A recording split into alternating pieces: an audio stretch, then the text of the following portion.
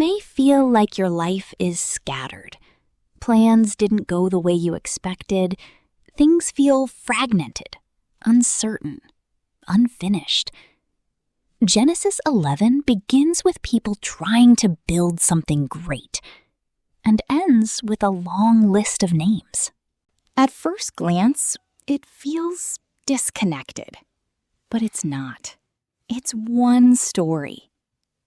The whole world had one language, one voice, one vision. And they said, "Let us build ourselves a city and make a name for ourselves." That's the key. Not honor God, not fulfill His purpose, but make a name for ourselves. So they build, brick by brick, higher and higher. This wasn't just construction, it was control. An attempt to reach heaven on human terms. And God comes down, not because He's threatened, but because He sees where pride leads. He confuses their language.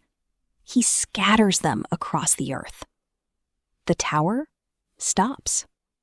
The dream collapses. What they were building falls apart. Have you ever tried to build something your way? Your plans, your timeline, your definition of success? And then suddenly, it didn't work.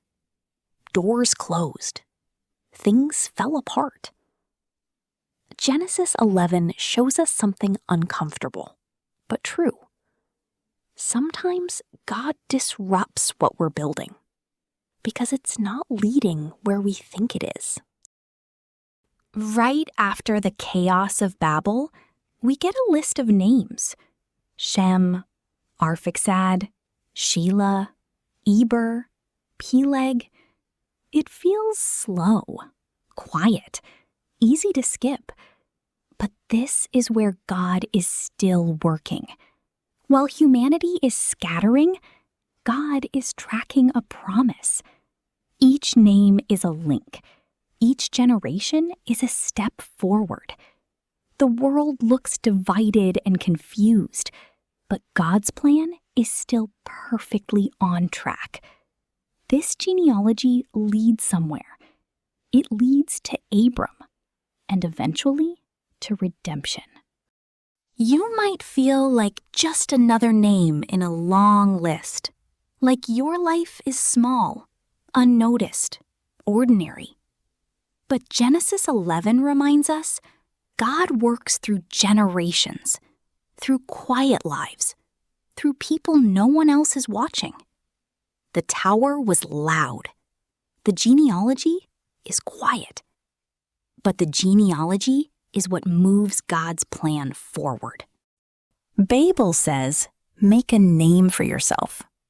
God says to Abram in the next chapter, I will make your name great. That's the difference. One is striving.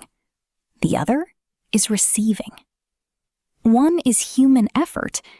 The other is divine promise. If things in your life feel scattered, it doesn't mean God has stopped working. He may be redirecting you, reshaping you, or protecting you from building something that won't last.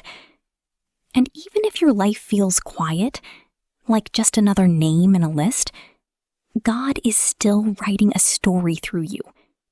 You don't have to build a tower to matter. You just have to walk with Him. Because while we're busy trying to make a name, God is already building something greater.